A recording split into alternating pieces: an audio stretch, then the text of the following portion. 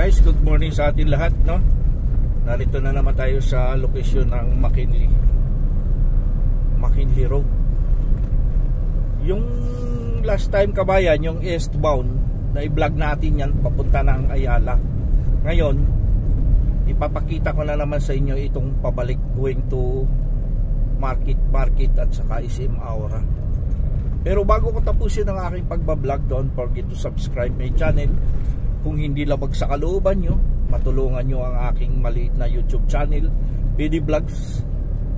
At kung ito na may mabigat para sa pakiramdam nyo, like and share mga kababayan, okay na yan kay PD Vlogs. So sa ngayong umaga, ito yon ang isi-share ko sa inyong location. Ito yon ang i-content ko sa inyo. Pero ang ating gagawin mga kababayan ko, dahil nagbigay naman kayo sa akin ng suporta sa lahat ng mga vlogger na aking mga kaibigan at sinusuportahan si PD Vlogs, isa-shoutout ko kayo, pero hindi naman isa-isa dahil alam ko naman na marami tayong lahat. So migalap shoutout sa lahat ng mga vlogger, influencer at saka sa mga content creator nating mga kababayan na mga Pilipino around the world. Alam ko naman na marami din mga content creator at mga vlogger dyan sa ibang bahagi ng ating mundo na sinusuportahan ang aking YouTube channel, ang aking maliit at kapirasong views. Mga kababayan ko, big love shoutout sa inyo, particular doon sa mga kababayan natin na mga OFW, mga TikToker members at millennials group.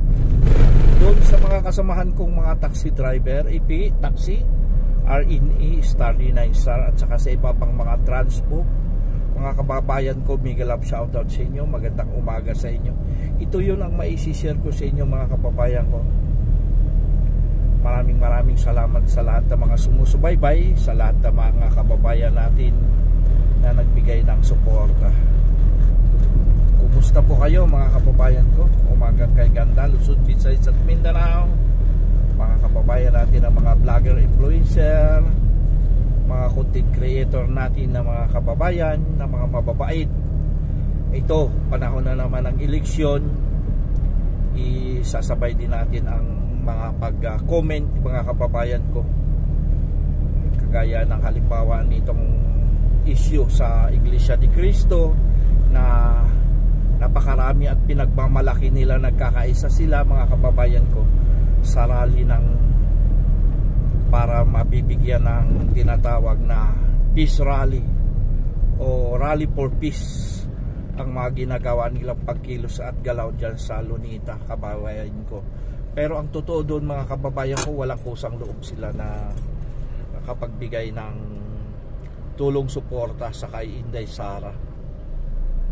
Kasi ang iba doon mga kababayan ko, kumbaga sumusuporta sila dahil inuutusan sila ng kanilang mga pinuno. Kumbaga wala silang freedom, kundi ang sarili nilang pinuno ang nagbibigay sa kanila ng kautusan. Unlike dito sa kasunod na mga pagkilos, mayroong rally dito sa IDSA at saka sa iba pang lokasyon ng ating bayan na nagkakaisa ayon sa panuntunan ng kanilang mga tinatawag na kaisipan, na walang nag-uutos kundi ang kanilang adhikain na magandang pananaw. Kumbaga mga kababayan ko, hindi mapapayapa ang ating bayan kung walang nananagot sa mga pagkakasala. Kumbaga mga kababayan, kung papayag ba tayo na ang ating bayan walang hiyain at kalimutan na lang ang lahat ng mga pagkakasala, kung nakikita naman natin na may dahilan para i-impeach ang isang tao mga kababayan ko, kung may dahilan naman na para alisin, buwagin at lilitisin sa hukuman ng ating bayan, kabayan ko, kumbaga may batas ang Diyos, may batas ang ating lipunan, ng ating bayan na para kilatisin, sawayin ang mga nagkakasala. Dahil kung hindi yan mabuwag, hindi mabuwal, hindi magkakaroon ng investigasyon at mapapanagot ang may sala, manatili tayong lugmok ang ating bayan. Sabi nga doon sa kasabihan, pwede tayo makakapagbigay ng kapatawaran pero hindi natin makakalimutan ang mga gawaing masama, mga kababayan ko. So yan, kasabihan nga yan, no? Kapag papatawad ang ating amang may likha, si Lord Jesus Christ, at ang ating Creator sa ating mga ano, kung ano ang mayroon sa ating bayan o sa ating mundo, makapagpapatawad, pwede naman natin sila papatawarin, pero dapat managot din sila ng kanilang mga pagkakasala. Mga kababayan ko, nagkakaisa ang mga Pilipino para sa layuning maganda para sa ating bayan. Sawa na ang mga Pilipino na tayo mismo maglulukuhan. Yan mga kababayan ko, big love shoutout sa lahat, Luzon, Visayas at Mindanao. Alam ko naman na hindi sang-ayon ang iba sa mga tinatawag kong mga reaksyon.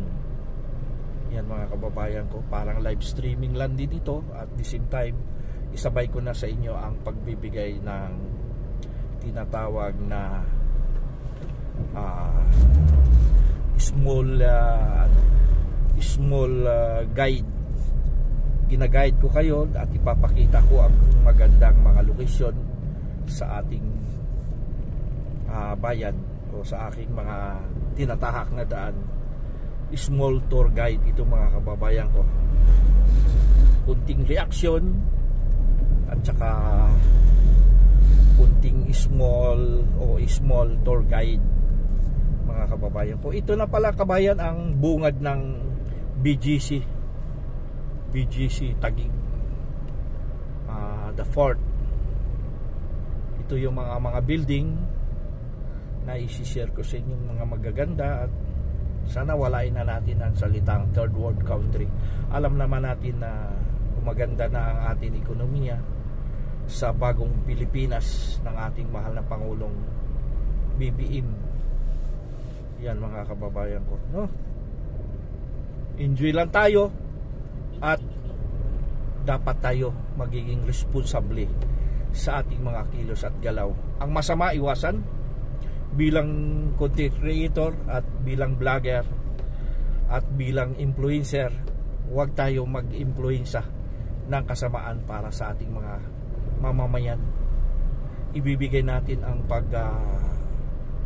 magandang mga adhikain para sa ating lipunan.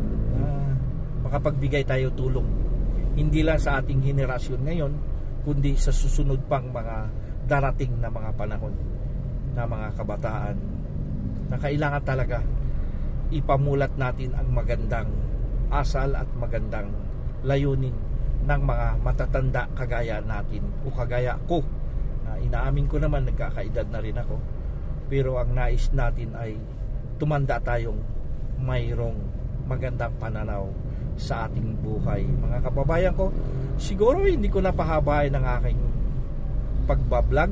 Kumbaga mga kababayan ko, umagang kay ganda sa ating lahat, Luzon, Visayas at Mindanao, sa ating mga TikToker members, once again sa mga millennials group, saka sa ating mga OFW na mga bayaning buhay. Hanggang dito na lang, maraming salamat. Bye bye. Lord Jesus Christ, I love you.